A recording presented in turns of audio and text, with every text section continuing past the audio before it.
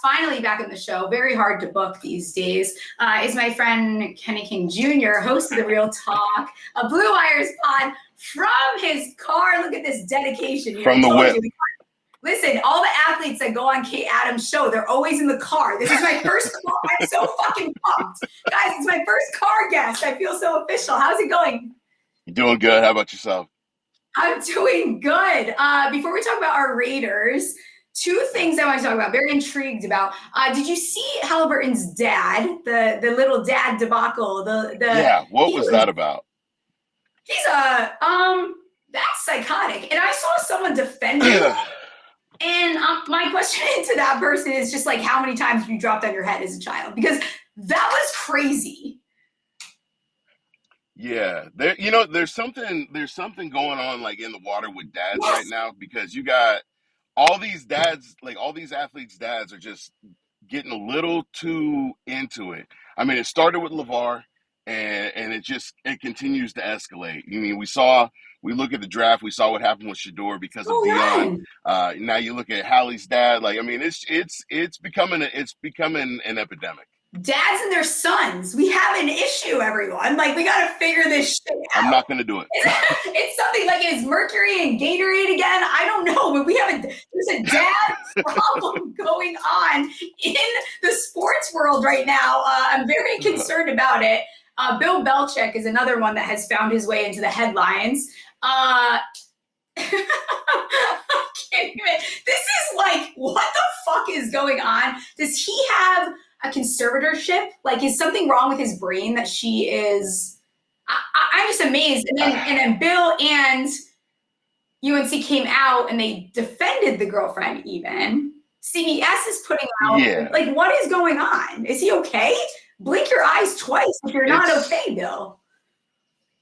Well, first and foremost, did you see like the sweatshirt that he had on in the interview? Yes. It looked like he had gone on like a 6-day bender and like woke up somewhere by the stratosphere or something. But I don't know. I mean, look, everybody knows Bill probably wants to get his rocks off after having, just a number of years not having any fun. Get it. Totally understand that. But it was a really weird dynamic. Like, it was like, we're not talking about that. Okay. Well, why? And then, like, if you're going to put "She's My Muse," expect people to ask you questions about that. That's my thing. I mean, this sassy pants was walking on the field, the practice, like, you are doing it here. You guys are asking for the attention. I mean, you're literally like, what do you want, payroll there? It's a little crazy to not think that that's going to be asked. And why did you agree to the interview? Right. It doesn't make any sense to me. Very strange. Like, what's really going on? Why did they want to answer the question? Where did they meet? I need to know where they met then.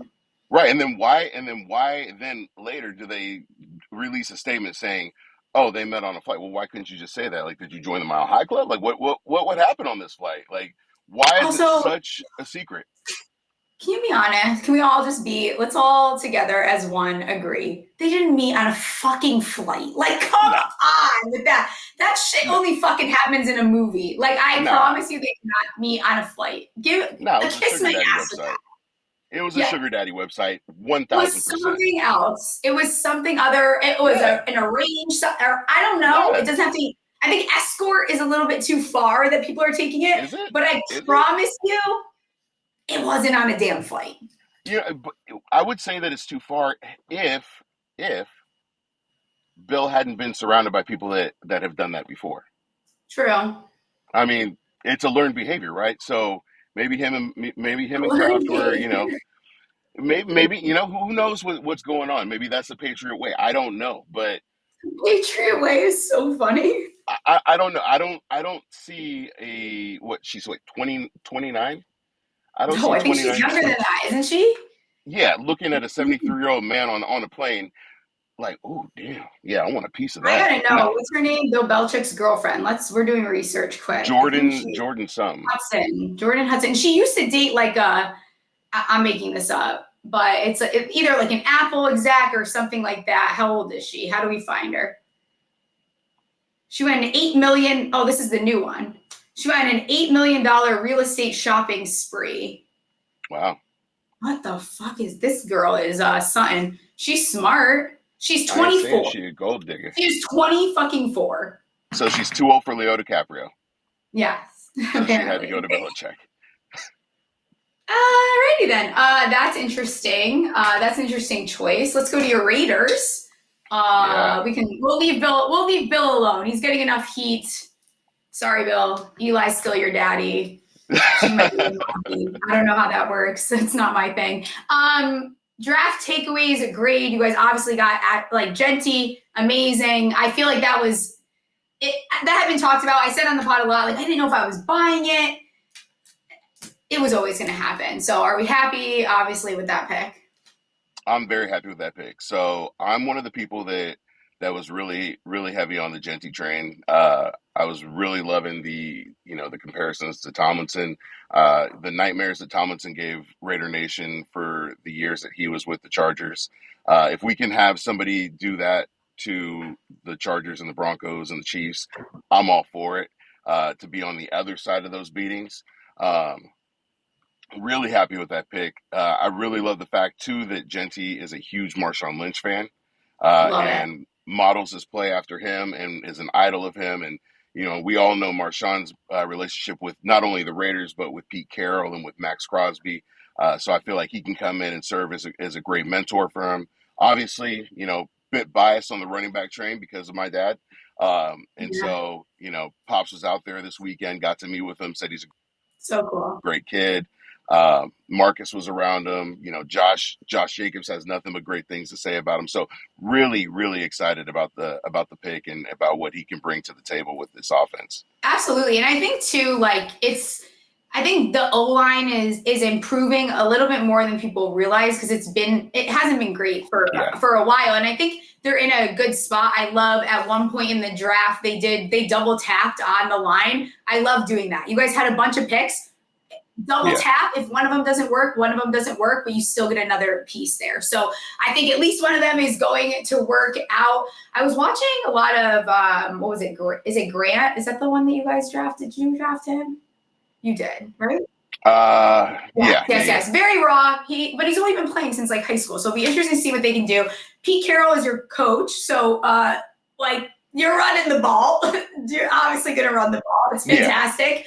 I think too the Chiefs got to be shaking in their boots a little bit, so I hope that they have a plan because their run D was quite shitty last year. Yeah, I look at it like this. A lot of teams got better. I didn't see the Chiefs improve that much, and the Chiefs got exposed in the Super Bowl. They showed if you hit Mahomes, he gets flustered and he doesn't play as well as he typically does. I like what the Raiders did defensively and adding to the defensive line, just beefing it up a lot more, giving Max and Wilkins and Kuntz some help, getting some more defensive tackles in there. People were, we need linebackers. Look, you'll fulfill those roles. I trust in Pete Carroll. I trust in Patrick Graham. Patrick Graham is significantly turned the defense around.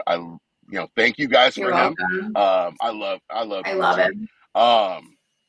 But then, just looking at the team, like you say about the offensive line, they have gotten better. And the offensive line didn't look great last year for a couple of reasons. One, you had Gardner Minshew under center.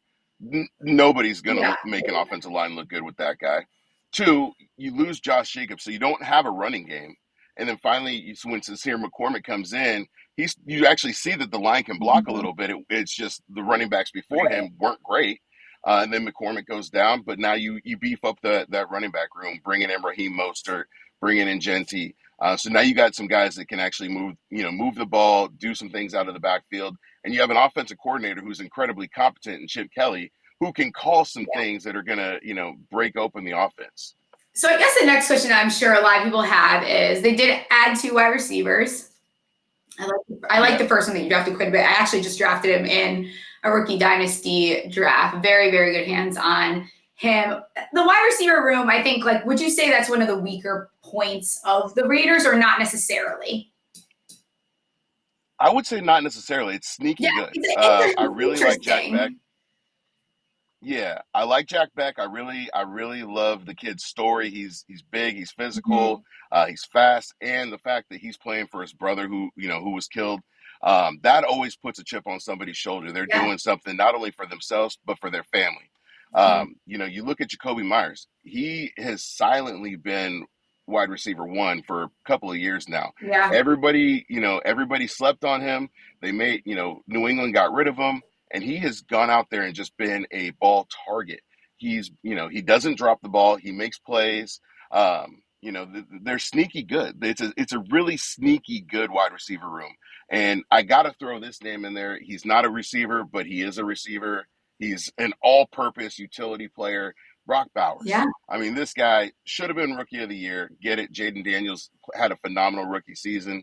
But Brock Bowers is going to be the next great tight end in the National Football League. And I'm really excited about what this kid brings to the table. Pair him with Michael Mayer, and you've got a really action. We can do that. I think that the wide receivers just aren't. Yeah. Like, they're not flashy household names. It's not. And it doesn't need to be, because for a while, like, it wasn't working that great with Devontae Adams, who is a household name. So now you've got a bunch of guys that are there to just go and like fucking working for something, chips on their shoulder, whatever it is. Yeah. And I think you've got a lot of speed. Jacoby Myers, so consistent, like you said, longest reception king for me. Made so much money off of him last year. And then you have Brock Bowers. And I don't even think with the season that he had, I still think he is somehow underrated. Like, does not get the credit that he should for the season he had last year. Yeah. And you got to remember, he had that season with Gardner Minshew, right, with Aiden O'Connell. And so, I mean, look, he's got a quarterback who can sling the ball now. Mm-hmm. You've got a coach who knows how to call some plays. You got a coach who knows how to win. I'm really excited to see what Geno and Bowers can do. And now you have a run game, so it opens it up for the receivers a lot more. It takes pressure off, too. When you don't have that run game, you see teams when they struggle because you can't rely on it. I mean, last year the Raiders' run game was it was impossible. Like, it's not something you're betting on. It's really hard to predict what's going on. I know Mostert is older, but I think that Mostert is still a nice piece if you need him there. Like, he is still solid for how long he's been in the league. Jeanty is currently plus 270, favorite to be offensive rookie of the year. Kind of expect that. Sorry, Not sure if no, you're good. You are all good. And then he's followed by Cam Ward, Travis Hunter, McMillan, Hampton, Judkins, Henderson, Tyler Shuck. Do any of those names other than Jeanty stand out to you as it might be worth a sprinkle? You're good. Because I already bet Travis Hunter. Where are we? So hopefully that's... This is like, I think that Mercury isn't retrograde. Because I think that the tech issues on the show today are fantastic. Hello. I did bet Travis Hunter. I don't care if it's a bad line. I did it. Plus 750. Can't stop me. My bad.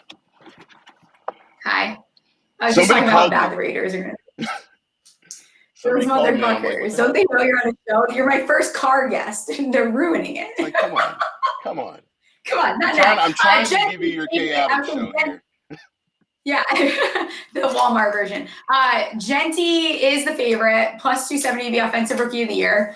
I did sprinkle a little bit on Travis Hunter. I think it's worth it. They're at plus 750. Cam Ward, Travis Hunter, Tet, Hampton, Judkins, Henderson, Tyler Shuck. Any of those names stand out to you behind Jeanty?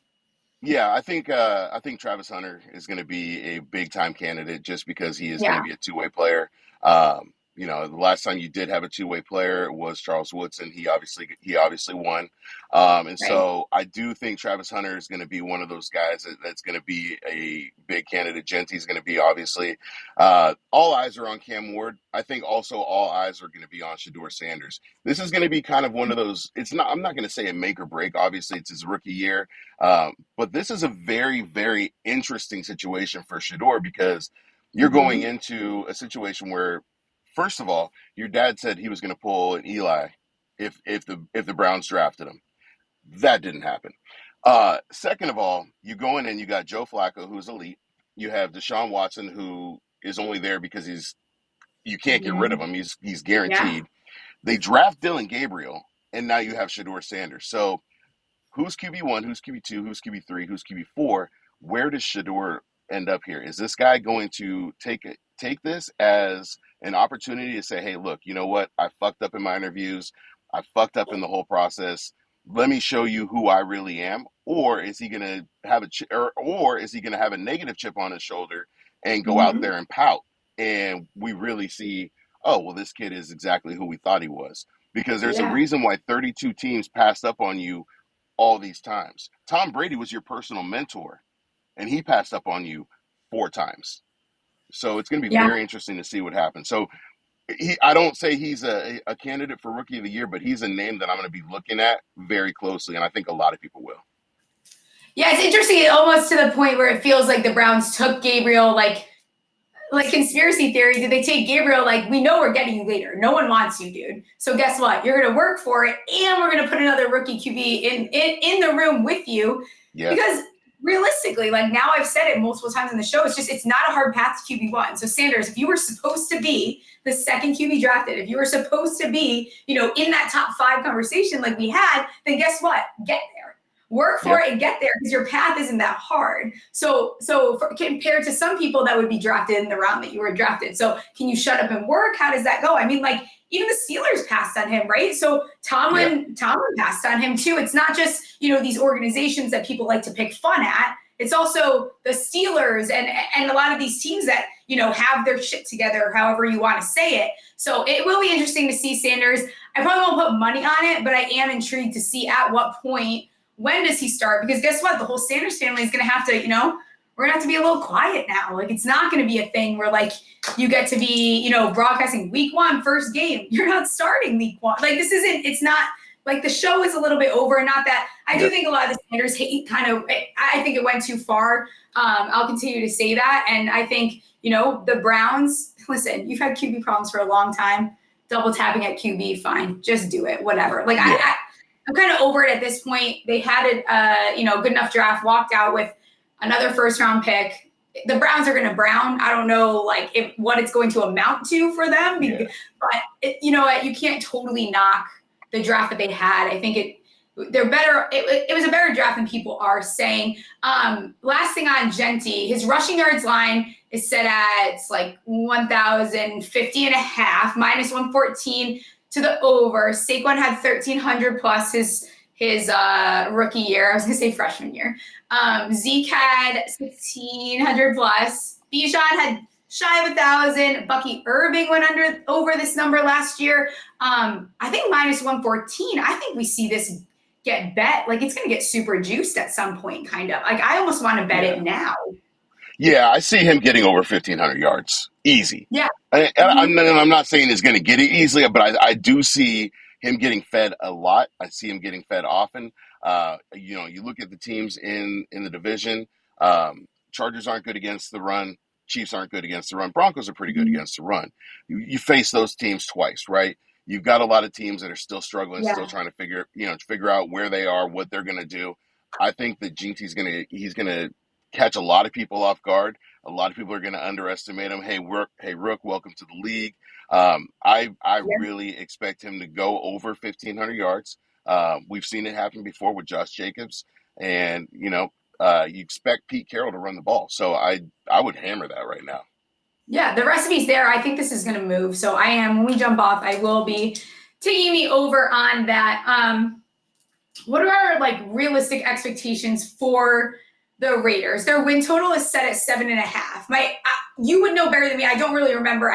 That feels like it's higher than it normally is for the Raiders. I don't think it's normally. It's probably closer to the 6.5, 5.5 range, I would imagine. The over is plus 115. Last 10 years, they have gone over this 4 times. Gino, Pete. Listen, and also, Pete's older. Listen, Pete came here to win. He did not come here to rebuild. Pete is an older man. He is ready to chew his gum like a cow on the sidelines and win some damn fucking games. He's going to run the ball. He has Brock Bowers. Talk to me. Is this over something? I haven't looked at your schedule. Admittedly, I don't. Do you play the NFC East? We play the East this year. Yeah. I mean, 8 games is also not. It's a lot, but also not a lot in the NFL. So, at a plus money number there, can they win enough games to get those 8 wins? Yeah, in the past 5 years, with the exception of last year, they have won the over. And so last year was an odd year. It was a weird situation. I feel bad for Antonio Pierce because I felt like he got dealt a shit hand. He didn't have a quarterback to begin with. He didn't get his guy. Granted, I'm a big AP truther. I believe in AP. I do believe that the Raiders are in a better position this year. You've got Pete Carroll. You've got Geno Smith. Yeah. You've got some pieces around there. You have some continuity. You have a GM in John Spytek who knows what the fuck he's doing. And so I look at it like this. Will they go over? Absolutely. I ran through ChatGPT. I did a prediction on the schedule. Okay. ChatGPT told me that we're going 11-6. So Amazing. I'm going with what ChatGPT says. I believe in 11-6 is doable. I believe that they can pull that out. Obviously, it's a vast turnaround from last year of going 4-13. We But look at teams do that. Yeah, you see teams do it all the time. I mean, look at the Commanders. I Yeah. know you hate to see it, but look at the Commanders and look what they were able to do. You get the right coach, you get a quarterback, that changes a lot of things right there. So culture shift. You get Max Crosby coming back healthy. You get Christian Wilkins coming back healthy. You have a run game. You have a quarterback. You have an offense coordinator now. You have a head coach who knows how to win. Pete does not want to come and rebuild. He said it the day he came in. I'm not coming here to rebuild. I don't have time. The man is 73 years old. He does not want to wait around for another rebuild. Raider He Nation doesn't doesn't want want to to turn wait into around. Bill. No. And here's the thing. Tom Brady doesn't want to hitch his name to a losing Mhm. franchise. Tom Brady came in and bought into the Raiders for a reason. Tom That's Brady true. wants to win. And that's why Mark said, you know what? I'm going to let you do what you do because you're obviously more versed at winning than I am. Really, 100%. And so I'm for it. I'm going to say pound the over. It Love it. makes sense. Get it. All right, so the play I saw Jeff put in the chat, Jeff Matthews, plus 370 to make the playoffs. Let's go. I'll put 1,000 on it. We're fucking doing it, huh? I will tell you, I did tour the Raiders Stadium last time I was out there. It's just fucking beautiful. It's so nice. I need It's to so go nice. to a game there. It is like one of the most beautiful like it's just fantastic. We play the Giants in Vegas last. I don't know. I will be there. We got to get I need the schedule to come out. What is that? May 4th. It's a little bit later than normal this year. May I think 14th. it's like May 14th. Yeah. Yeah, Yeah. May 14th. So I chat GPT. I use chat GPT to do the schedule. Oh no. Per chat GPT, I've got the Raiders versus the Giants last game of the season in Vegas. Ooh. Raiders defeat the Giants. So, last game of the season, then I'm definitely in because it'll be for nothing for me. so let's revisit this. Let's go. Jackson Dart first start. I'm there. I'm totally with it. Okay, here I have two questions left, maybe. 2 questions left, max. Listener questions. I guess you answered this. So are they a playoff team heading into the season? So you think yes. They have the skill there. They have what they need to there. And then the last one was just how the Raiders pass catchers fit together. A lot of like replicated, similar stuff as far as what they do on the field. But can they use that to their advantage where they're kind of switching things up? I probably see like a lot of 12 personnel. You have Bowers, you use Mayer. What do you think? Like who is the rising star of this, or even out of the 2 rookies? I think your rising star is obviously Jacoby Myers. I think that he's cemented a name for himself. Brock Bowers is, he came in with high expectations and met every single expectation. I think Jack Bech is going to be that guy who all eyes are going to be on.